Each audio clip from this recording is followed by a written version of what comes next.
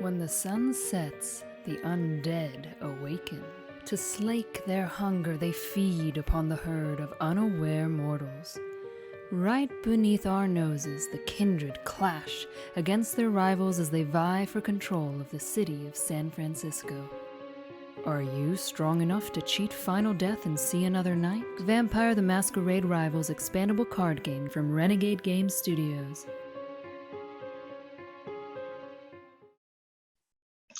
Welcome, everybody, to Vampire Wednesday. I am back, myself, Matt Holland, with Matt Hyra here after a nice long Thanksgiving break. Yeah. Hyra, how are you doing? You had a nice Thanksgiving, good turkey? Yeah, not too bad. Had the parents and the wife's parents over, so not too shabby.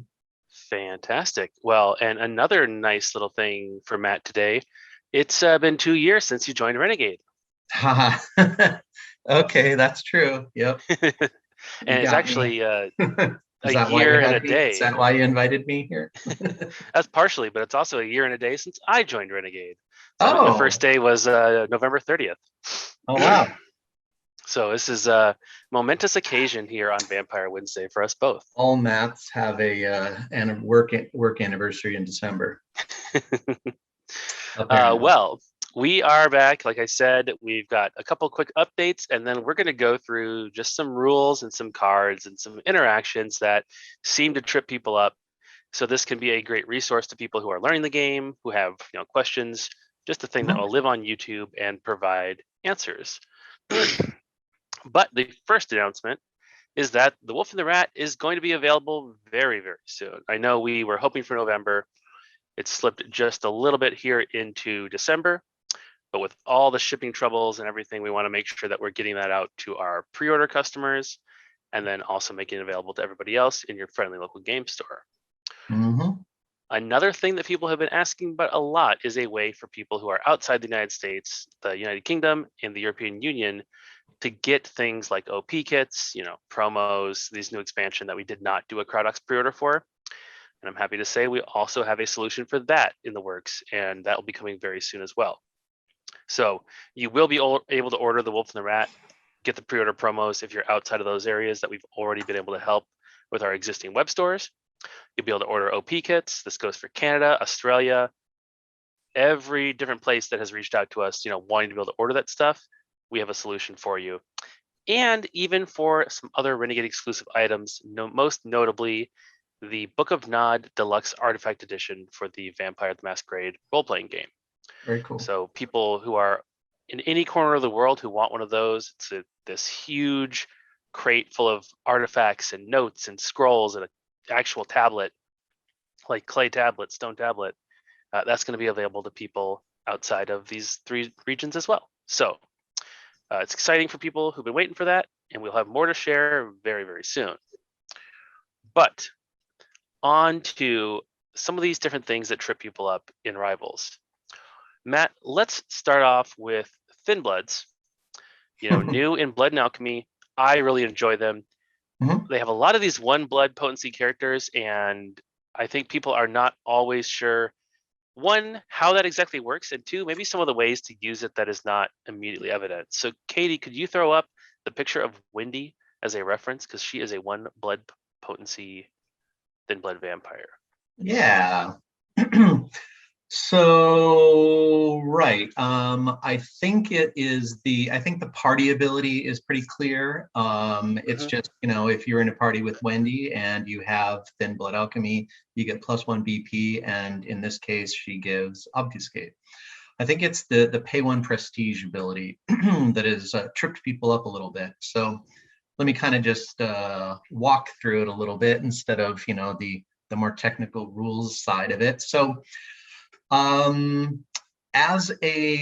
this gives shields, therefore it is part of damage prevention, so it does not need Relentless to function. Okay, anything that allows you to prevent damage can be used whenever you would gain damage. Okay, and that means that you can use it once per you can activate it once per character. So what that means is if you are If you have a large party, maybe you're being attacked by a Molotov cocktail, you can have one of your 1-cost Thin Bloods activate their protection ability by paying 1 prestige, and then each of your 1 BP characters, right? So that's only the characters with 1 BP in the upper left. In your coterie, not just in the party, in your coterie has +1 shield for the turn, okay? Lasts for the whole turn. So right there, you can probably prevent the Molotov cocktail from doing anything because it's normally going to do 1 damage to most of the people. And Sure. so that can prevent it. Now, you might also have end of your turn. Normally, you're being attacked by a Molotov cocktail when it's not your turn, so you can pay 1 prestige to use it and do that. But when it is your turn, you can also use it. For instance, at the end of your turn, you might be getting hit by some SAD, and one of your 1 BP characters can pay 1 prestige to give each of your ones +1 shield. Now, what that means in practice is, worst case scenario, there's 4 SAD out there. If you've got 4 1-cost characters, you can pay just 1 prestige. Each of your 1-cost characters gets +1 shield, and then you apply each point of that SAD damage to each of the characters, and they prevent it. Now, you can't actually, in the case of a 1, this is a tricky one. In the case of a 1-cost character, you can't apply more than 1 SAD damage to it, because of the rule for SAD is you can't apply more SAD damage to a character than it has blood remaining. And that doesn't matter. Even if you triggered 2 of these abilities and each of them has 2 shields, you still cannot assign additional damage. Yeah, so right, I mean, there's really no reason to do it more than once at end of turn, because you're not going to be able to protect your 1 BP characters for more than 1 damage, because you can only assign 1 damage to them. In other cases, let's say you're being attacked, let's say that you've got a party out there, maybe it's you've got 3, let's say you got 3 1-cost Thin Bloods in a party, and they're attacking Jacob in the party or something. He's not a 1-cost. One of the 1-costs can block, and then each of those 1-cost characters in the party, doesn't even have to be in the party. They can do it from anywhere. They can each pay 1 prestige to give each 1 BP character +1 shield. So if they don't have to even be in the party, they just have to be in the coterie. So you can just pay 1 on each of those 3, no matter where they are in your coterie, and then all of your 1-costs would have +3 shield, because you activated each of them once, right? So they each have +3 shield. So it actually means that a Thin Blood might survive an attack. Another place that I would use this ability is when using Sunrise Surprise. If I don't want to take the 2 damage, I can trigger it on 2 characters, and that Thin Blood who's inflicting it will survive. Absolutely, yes. That is, of course, the perfect situation. You've got you control 2 1-costers. Maybe one of them activates the Sunrise Surprise, and then you activate, or plays the Sunrise Surprise. Then you activate 2 different 1-cost Thin Bloods, and then your Thin Blood has +2 shield. You don't take any of that aggravated damage, because remember that shields work against all damage types, including aggravated. So, and now let's say I had done that, and I had used the defense on, say, both vampires that I had in that situation somehow. Yeah. At the end of my turn, I take SAD damage. Is that shield against? Does it sort of refresh against different sources of damage, or once they've used the 2 defense, is it gone? Right. This, normal reaction shields, that's the place you normally get shields, just last for that combat, right? The card is played, the card is discarded, so it's no longer in play. This ability is actually this turn. So if it were a case, it's like, yes, if someone were to attack you again and you had another Thin Blood who was being attacked or could block, another 1-coster, they would still have those shields. Those shields aren't chipped away. They're just reducing damage. The shields don't go away because the ability is this turn. Now, the typical usage people are going to get out of it is for preventing SAD damage, because that damage is very deadly to such low cost characters. It is unlikely, and it's cheaper prestige wise. You only have to pay one. Yeah, and can soak all of it usually. Right now, right. It's unlikely typically, unless you're making an attack and someone strikes back at you, it's unlikely on your own turn that you're going to be using that pre-end phase. The only case you'd be doing it is, for instance, a sunrise surprise, or someone struck back at you with like a slap in the face or something like that. Yep. That would be the case. But so you would prevent the damage from the slap in the face or the sunrise surprise, and then you would not need to spend again in your end phase to soak up the SAD damage. Cool. That's what I thought, but I don't know that I've played it that way in the past, so I will make sure I do it in the future, because that's the whole point of this video. Yeah, that is. We're trying to just, get all these things in one video, because we know people will search on our Twitch or even on YouTube, and just to learn a little more about the game. So a good thing to do is have it all in one place. So while we're talking about this one blood potency character and some of the foibles of them, let's talk about another thing. People were talking about when exactly can characters leave torpor, and in particular, how does it work with the one blood potency characters like Wendy? Right. So actually need to like look around a little bit to try just to get this right here. So when the question is, when do one cost characters come back, right? So come out of torpor. So the answer is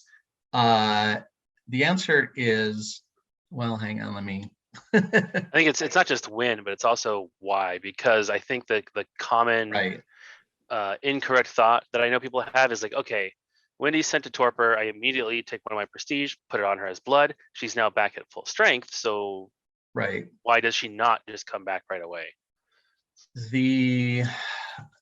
I should have queued up the rules out of there, because I forget the exact wording now. That's kind of, I should have planned ahead here.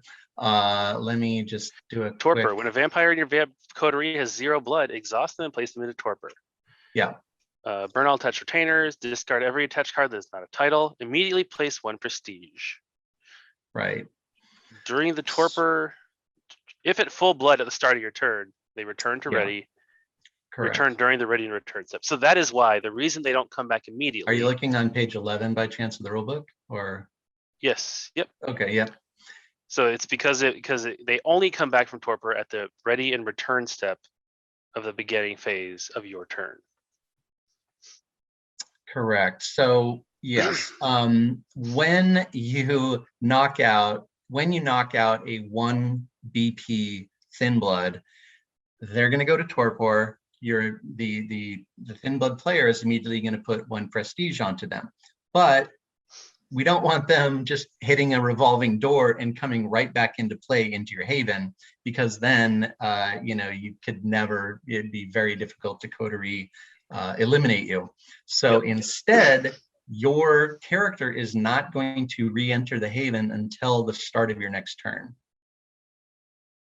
And then that goes the same for even like a higher BP character, because there are ways to heal. Yeah, a mercy or something like that. Yep. Yeah. A mercy could heal someone to full who was in torpor. They don't return until the start of your next turn. Cool. That's the thing that, like I'm sure she doesn't come back right away, but sometimes the first instinct for people is to wonder why not. And Osmus Coyote asking about a mending character. Yes. Yeah, so that is for if you're mending. That's during that's the actual that's what I was looking for, is where was the issue, and now I see what it is. It's on page 11 after the large bolded thing. It says if at full blood at the start of your turn, they return during the ready and return step of the beginning phase, right? So that is to cover characters who are already at full blood outside of your turn, right? Mm-hmm. And I think that's where the confusion came in, is, does that mean if I mend during my turn, they don't return? No, it doesn't. It just is telling that statement maybe could have been a little more clear. But it is qualified by saying, if at full blood at the start of your turn, they'd return during the ready and return. So, correct. If a character mends otherwise, they return immediately, right? Yes, yeah. During your turn, when a Because it vampire says during in your your torpor is turn, at yeah, full blood, ready right. and The return to your haven. previous sentence, right? The previous sentence is during your turn, a vampire in your torpor at full blood readies and returns to your haven. So there you go. So I guess now, so that yes, I was looking at the wrong part there. So that changes my question. Mhm. During my turn, okay, so during an opponent's turn, when they kill Wendy, she doesn't come back. She During does my not come turn, back let's say immediately. Wendy is slapped in the face and I don't prevent the damage. Goes immediately to torpor, immediately takes the 1 blood. Does she come right back in?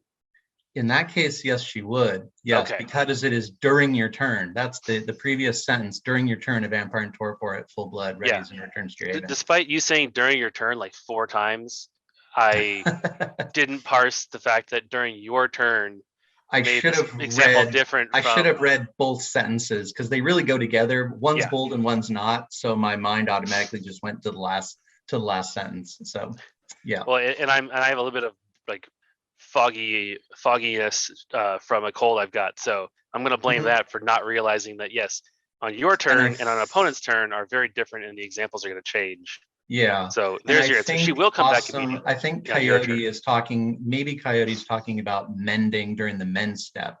That's still your turn, so you're going to, and it even mentions that in the mending section, it says during your turn, when a vampire in your torpor is at full blood, ready them and return them to your haven. So. Yep. So yeah, the answer is if it's your turn, they'll come back right away. Yep. Whether it's in the mend step or through some other means, like the 1 BP characters, if it's an opponent's turn, it happens at the beginning of your turn. Correct. Now, we could have, and maybe the language was imprecise because it really just, it didn't necessarily need, we didn't necessarily need that second sentence, if at full blood at the start of your turn, because they're going to be at full blood during your turn anyway. So really, it was just, maybe it could have been written a little bit better, because really that the second to last sentence says it all. During your turn, a vampire in your torpor at full blood readies and returns to your haven.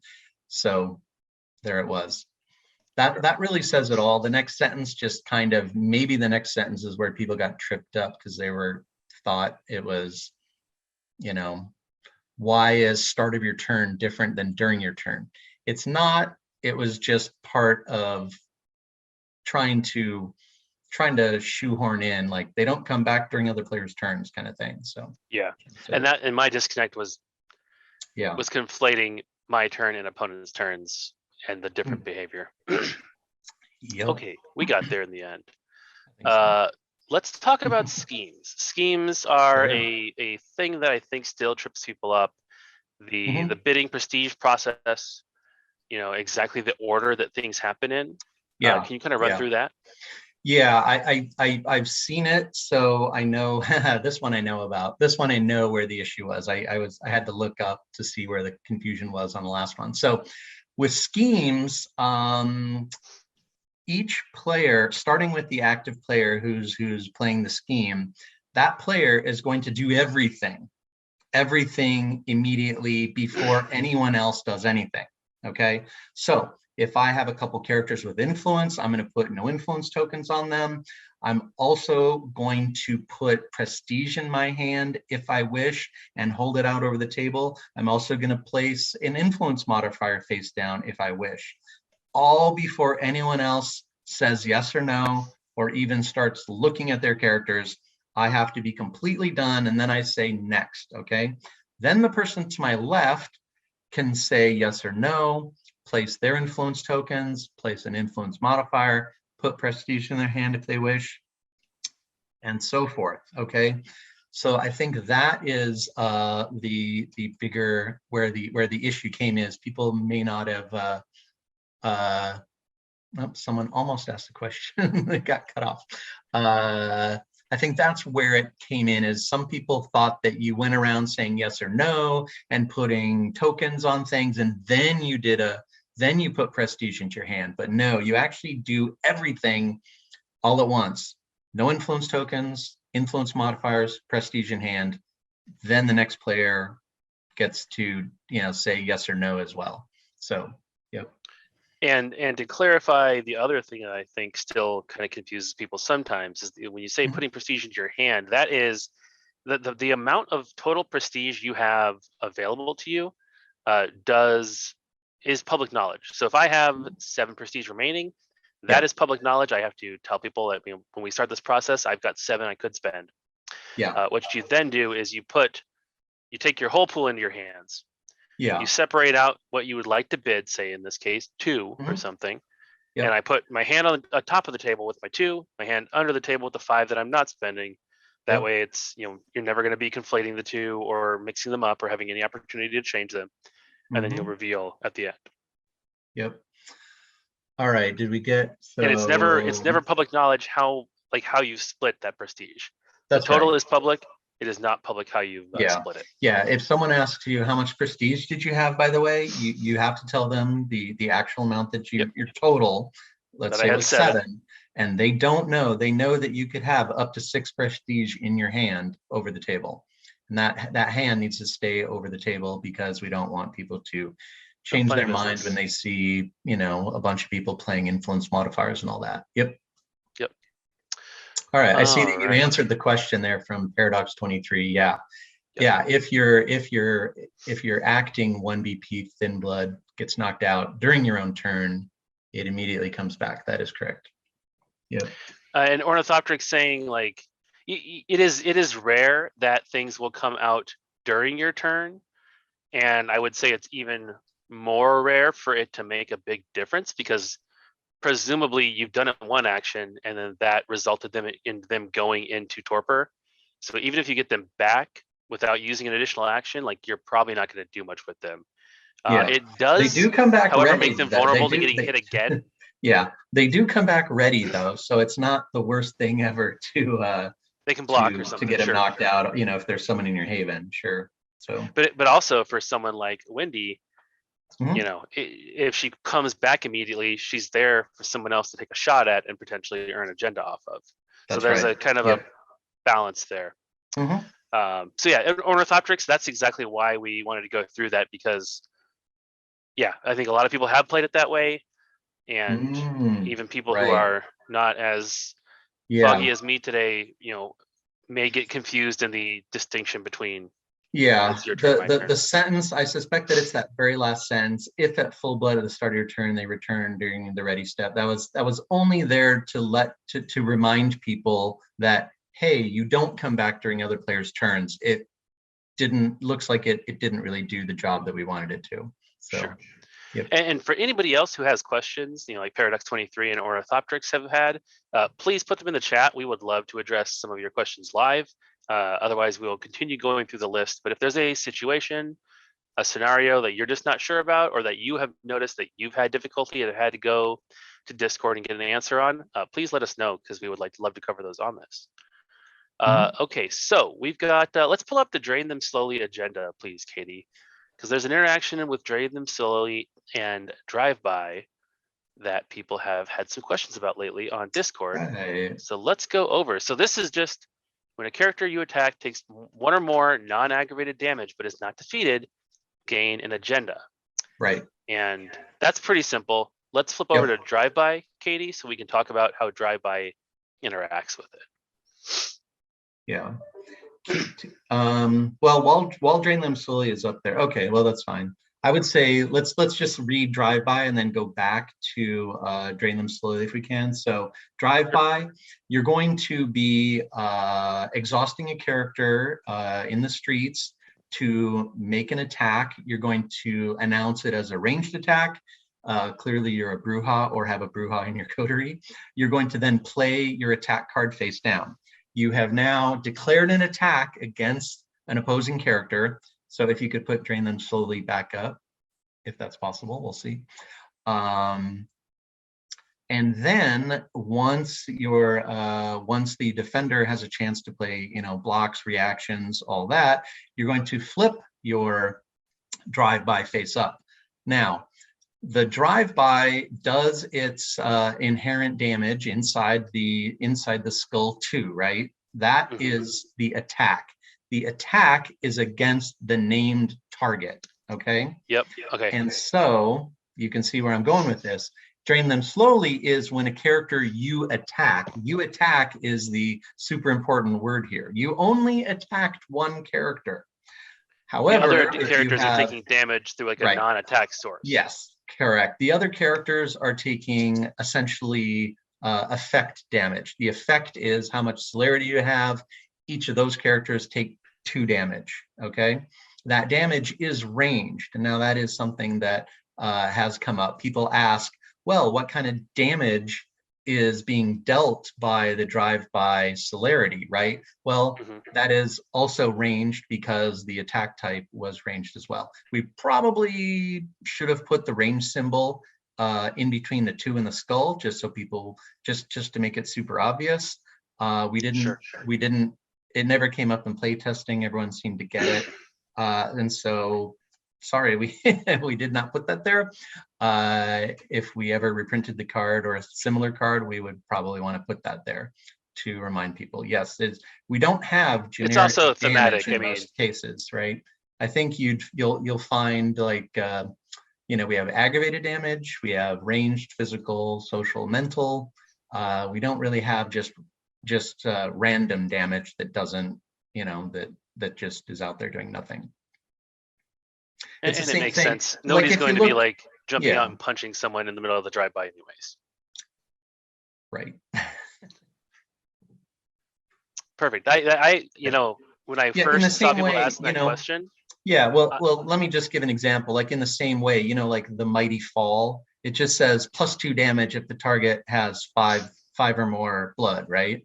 Well, it doesn't say mental damage, but the card is a mental card, so that is the damage that's being dealt. It's a little bit different because the drive-by is doing an effect while the Mighty Fall is adding to the damage, but you can see where in playtesting that, original playtesting, that was the assumption, and it was working fine, but I can see where that trips people up. Yeah, all damage dealt by drive-by is ranged damage, which will be reduced by your physical stat of the defending party.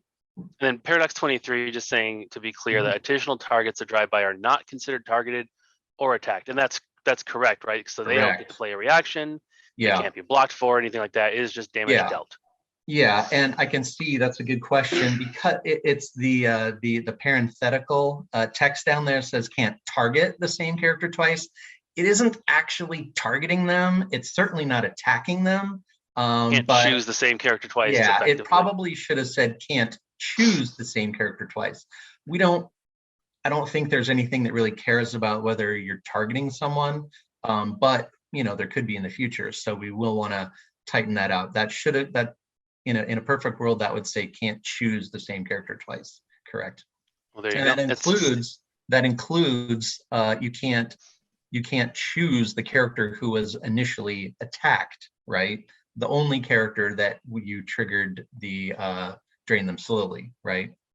So a drive-by triggers drain them slowly only once, and of course only if you don't defeat them. So there you go. It's interesting because I would have, just from reading them and hearing those questions, my first thought would have been like, yeah, that's a really good combo. But as soon as you pointed out the target, the target with an attack thing, I was like, oh nope, there you go, makes sense.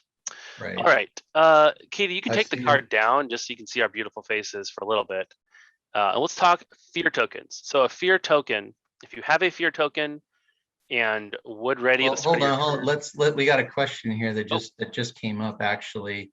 So I may. Someone's talking about haze here. So right. So, Karasu is saying that they're not targeted, so that they can't play haze in response to taking splash damage from a drive-by. Well, I mean, haze, you can just play the haze to negate the entire attack in the first place. So it doesn't have to. Yeah, when you are attacking a character, you are targeting them with the attack. I think we were talking about the additional damage. So in this case, you're playing the haze to just negate the attack altogether, and that is because your character was targeted by the attack. I think. So it Hopefully is that a makes sense. extreme edge case in which you would not play the haze to just stop the attack if you had it in hand, but would want to then use it Well, you in the later actually stages of that attack resolving. can't. I mean, you have to play the reaction special when when it's your reaction window. So, and it's not targeting the characters with the splash damage from the drive-by. So the only option is to negate the entire ranged attack. There we go. And Doomsday Defense is a Renegade if the attack is blocked, or does it have to hit the original target? So Drain Them Slowly pays when you actually deal damage. Right. So I think, yeah, you're talking Doomsday. Yeah, Doomsday. Yeah, when someone blocks, they become they become the target. So it is just the defender is switching the target of the attack, and yeah, they're not. They don't turn off the ability of Drain Them Slowly, because that is the character that you are now attacking. Yep. Yeah. Exactly. No, it does not have to hit the original target. Nothing has to hit the original target at this point in time. So yeah, whoever ends up being the defender is who you are targeting with the attack, and is the character that you are attacking in the case of Drain Them Slowly. Okay, cool. There you go. Yep. And just to solidify, haze is played during the reaction window. Even though it's a reaction special, it's a special because it is played face up, and then therefore resolves first. Otherwise, attack cards resolve before reactions. In this case, it's played face up, so you get to you resolve it first. There we go. Yep. Let's just quick over fear tokens then, like I was talking about. Sure. The fear token is put on a vampire. Let's say they're ready currently. There's a fear token on you. And I put it on my turn on your vampire, Matt. It goes to your turn. You use that vampire. And well, does it there's stick not around, much. or does it clear? There's not much I can do with that vampire. So one thing, did we? Yeah. So basically, that feared vampire will ready and return to your haven, just like anybody else. And what was I trying to say? It'll return. It won't ready, correct? Sorry. Yeah, not ready. That's what threw me off. I was like, ready and return. No, it will return to your haven, just like anybody else. If it was in the exhausted position, it remains so, and then you remove the fear token, okay? Now, that character is not going to be able to move to the streets. It's not going to be able to attack or use any exhaust abilities.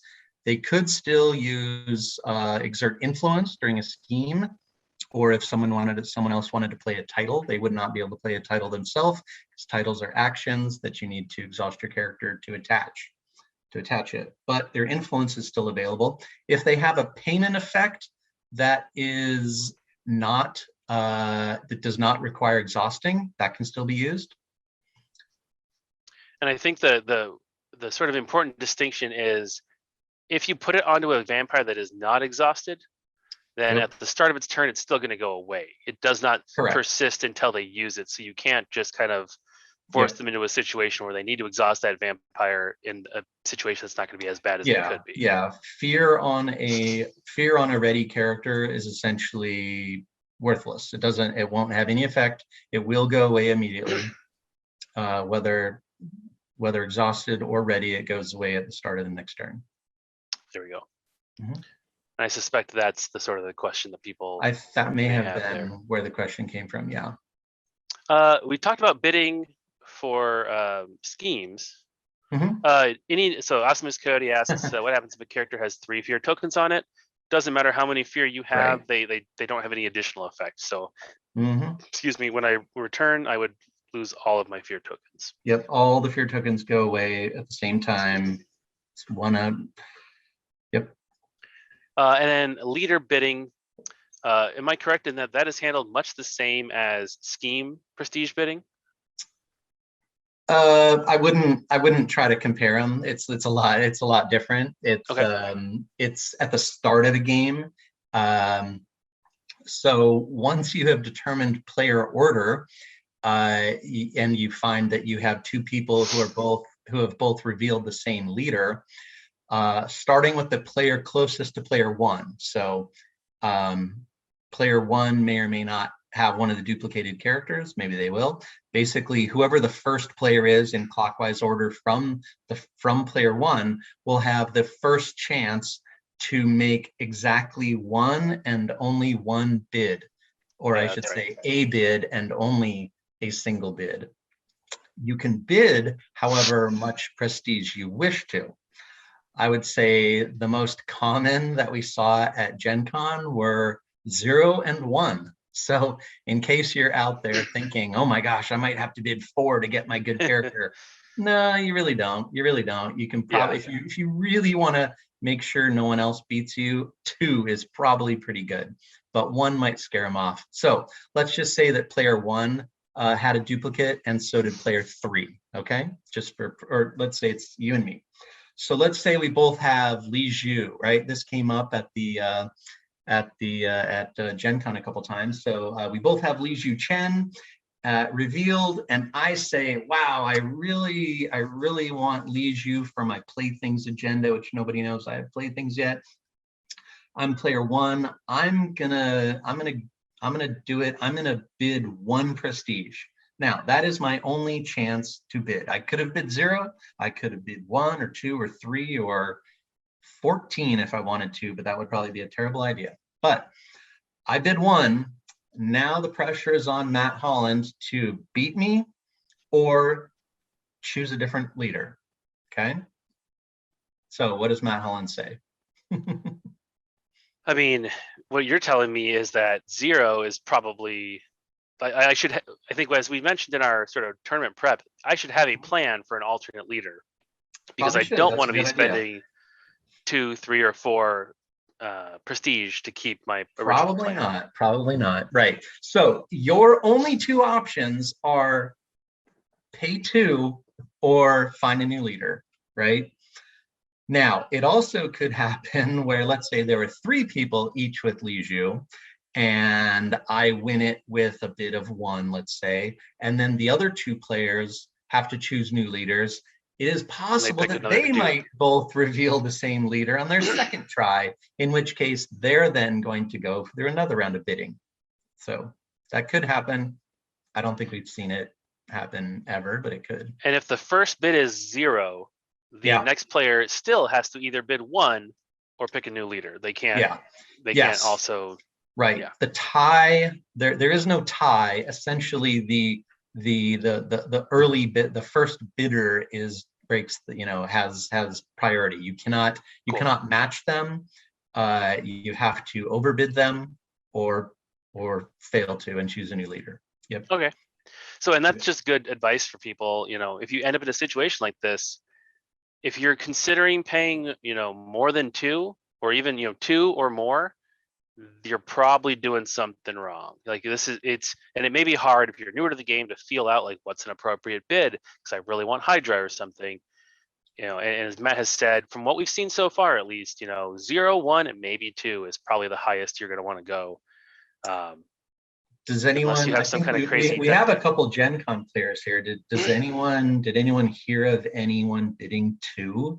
There must have been one, but I would think that it was maybe the least. I know there were some starting bids of 0 and with a winning bid of 1. Where player 1 or player 2 bid 0 and the next player. If you bid more than 2, you're wrong. That is good advice right there, ladies and gentlemen.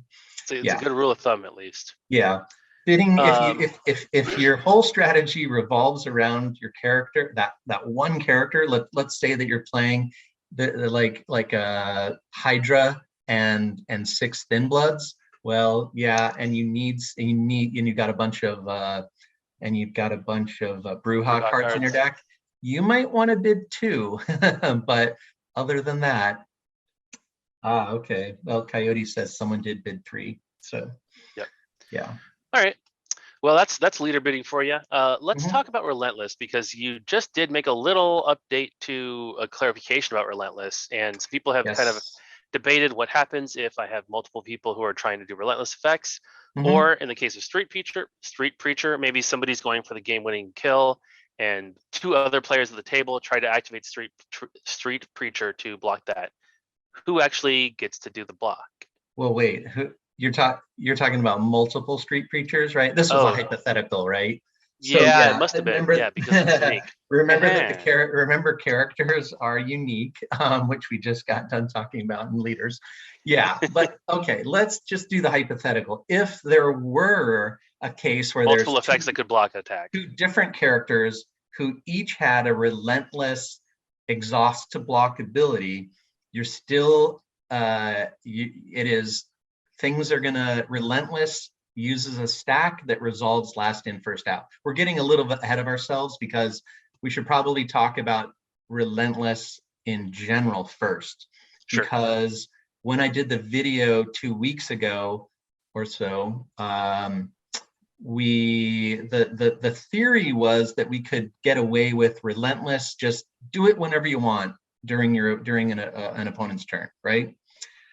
Well, after a little, putting that out there, I wanted to put that out there because it would get people, really, really looking hard at everything to see if that was really going to work. And what we determined pretty quickly is we don't want to have a shouting match where everyone's just trying to do their own thing whenever they want during another player's turn. And we also just thought, you know what, we need to kind of future-proof things a little bit, because it is possible in the future that some Relentless abilities will, allow for a little more chicanery than they do right now, right? We're not going to be looking at Relentless abilities that counter things right away. We don't want to have, counterspell type things, but if we did, it would be something very specifically, this may be used to counter an effect type of thing. Now, so what was said 2 weeks ago was that you could use Relentless whenever you want, no big deal. You can use it anytime, action phase, non-action phase. That was incorrect, of course, because I meant, because Relentless abilities are still activated abilities, and all activated abilities may only be used during the action phase. The only exception is with damage prevention. Damage prevention happens anytime you take damage, right? Which is why you can use a Vagrant to block SAD damage during your end phase, right? Because that's or the previously mentioned Thin Blood stuff. Or the Thin Bloods, right? So what we changed Relentless to is, and this is in the card and rules update. Actually, I think maybe Matt Holland, could you post that in the stream chat here, just so I can where to find it? It's in the Renegade organized rivals. You got to click on rivals, click on organized play. It's the rules. There's a URL in the chat. Yeah, I forget what. Yeah, card and rules update. Okay. So in there, you'll find the real new rules on Relentless, which is we also wanted to make sure that the active player got to actually act first during their turn and not have people try to jump all over them, when they're still trying to decide who's going to the street, who's staying home, blah, blah, blah. So during a player's action phase, that player is going to get the first opportunity to do whatever it is they want to do. Okay. It could be an activated ability. It could be an action like attacking, playing a title, playing a scheme, whatever. Passing means I'm not going to use my actions, which is also advancing to your end phase. But you also could use your actions and then advance to your end phase. So we did make the distinction. There's passing, and then there's advancing to your end phase. Both do the same thing. One means maybe I didn't use all my actions. One might mean that I did use some or all of my actions. When a player does an action, activate ability, passes, or advances their end phase, anyone with a relentless ability that is currently available to use can then use it, okay? So if someone plays a scheme, you can say, well, you know what? I'm going to react right now with this relentless ability, and I'm going to pull one press. I'm going to use my university library to draw a card, hoping to get an influence modifier, perhaps.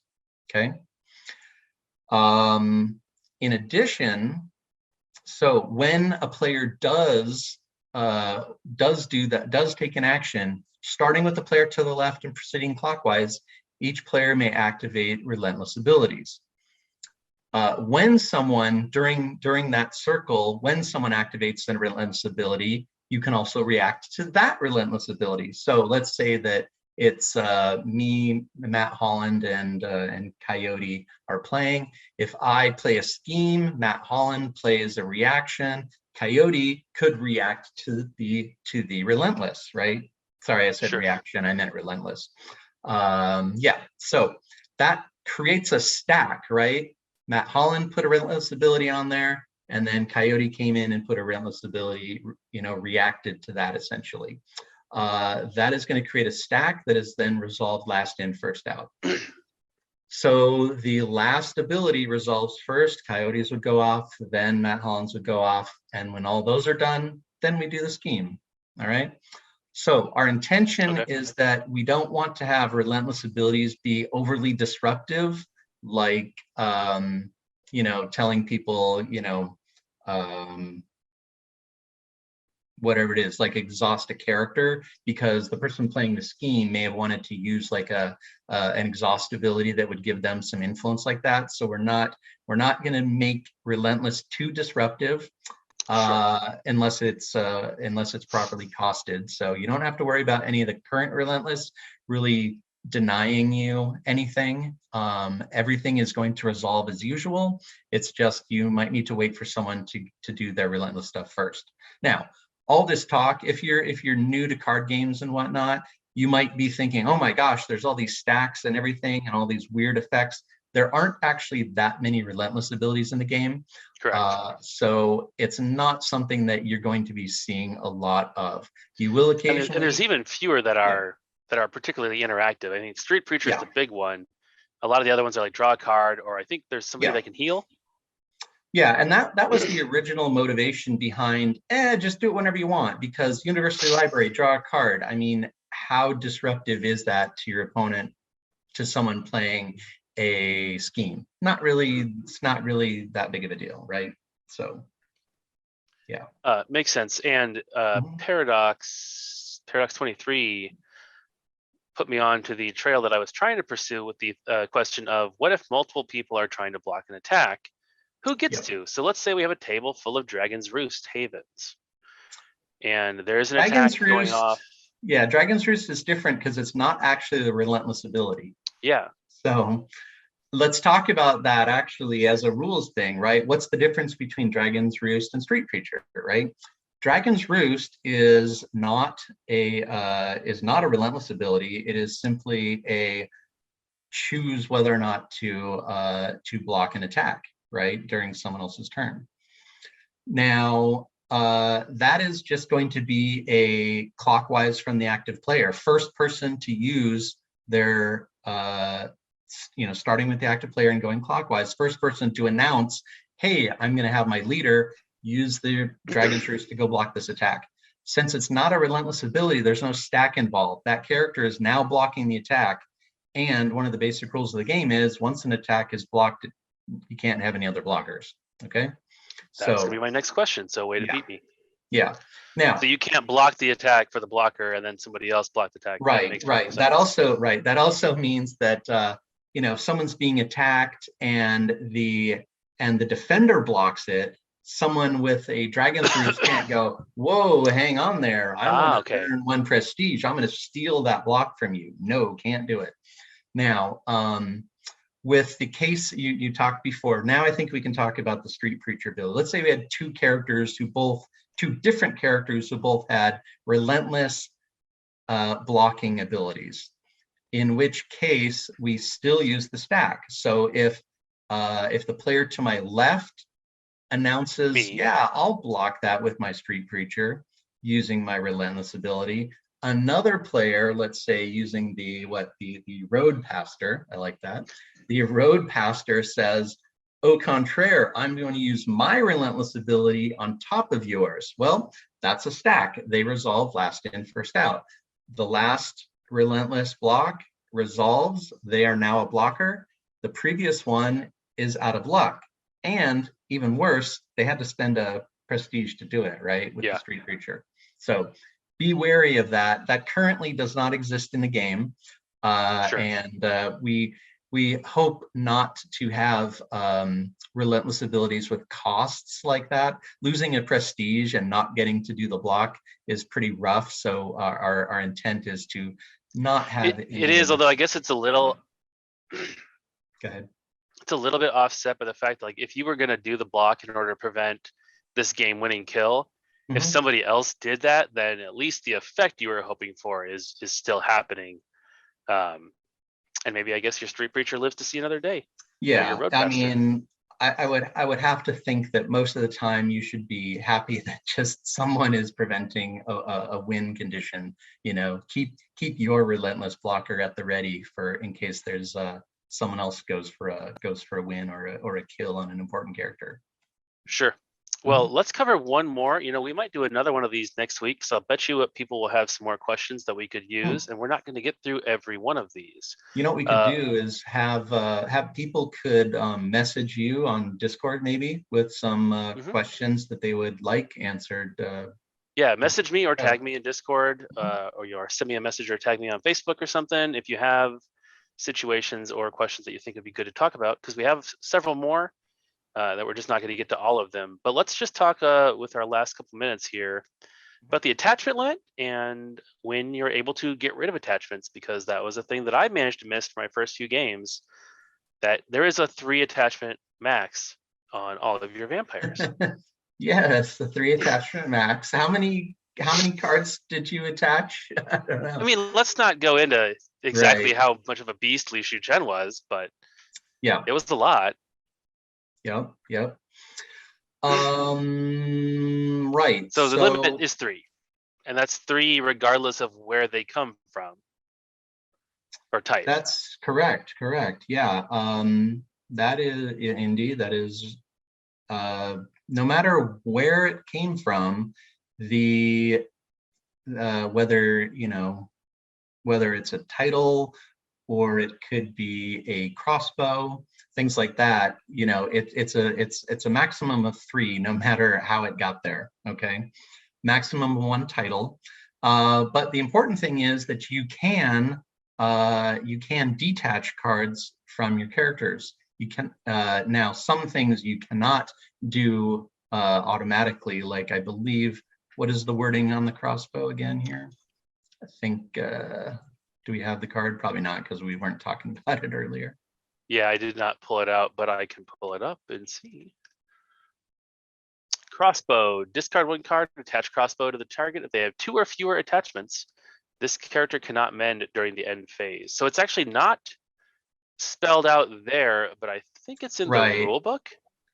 I think it is, and my computer is having a ton of issues right now, so I can't even see it right now. That is so weird. Crossbow, specific card clarifications. Once attached, the player cannot remove this by choice. It will only be removed when the vampire is defeated or burned. So is that a sort of a universal, that as written, it just affects crossbow, but it's probably in the core rule book about not being able to remove attachments from other players. Is that where that is? I forget. I know that we are clarifying that in an upcoming rule book. So which I won't spoil too much about, but yeah, we are clarifying that you cannot You cannot detach cards from your character that other players have attached to you. So that covers crossbow, that covers future cards as well. The bear trap, things like that. Bear trap. All right. Yep. And so that is sort of like the rule where you can't spend other players' blood before your own, correct?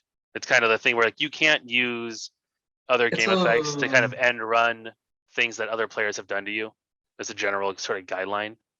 Yeah, it's related. It's a bit different, but yeah, I would say it's a similar ilk. Yeah, you can't spend other people's blood that they have put on you, like the Tremere can put blood onto your characters. You can't get rid of that blood unless you don't have any of your own left over. It's a similar rule. It's not the same rule, but yeah, and it is in the core rulebook. It says you cannot choose to burn cards foes attached to your vampires. Oh, there you go. Page 15. Yeah. Page 15, you said? Yeah. Yeah. So yeah, it is in there, and that's why crossbow is so annoying. It takes up a valuable spot. Yes. But just remember all your stuff, alchemies, animals, retainers, all that stuff shares the same 3 spots. Yep. Yeah, but if it's something that you attached, you can get rid of it to make room for a title or something like that. Or if you or grabbing the prints, things like that. Yep, you can make space as long as you don't have 3 crossbows on you. That would probably be a waste, but could happen. Well, awesome. So yeah, we covered quite a bit of ground, but I think we'll probably do this again next week and go over some of the other things that were on my list and anything that people come up with in the intervening time. So as people are starting to play Wolf and the Rat, if you haven't dove into the rulebook for that, it's posted on the website. If you have questions, let me know, tag me on Discord or send me a DM, because I think this is helpful. It's helpful for me, and I imagine it's helpful for players too, to just kind of hear some of this stuff talked through with some examples and see how that works. But Matt, thanks for joining us again. We will be back next week with Vampire Wednesday. For everybody, keep an eye out for your Wolf and the Rat to be showing up soon. And for those of you who are, been very patiently waiting in Canada, Australia, and other parts of the world, stay tuned. We have a solution to get some of the stuff into your hands. And I can't wait to show you more. So everyone, have a great night. Thanks for tuning in to Vampire Wednesday. Matt, take care, and we will see you guys next week.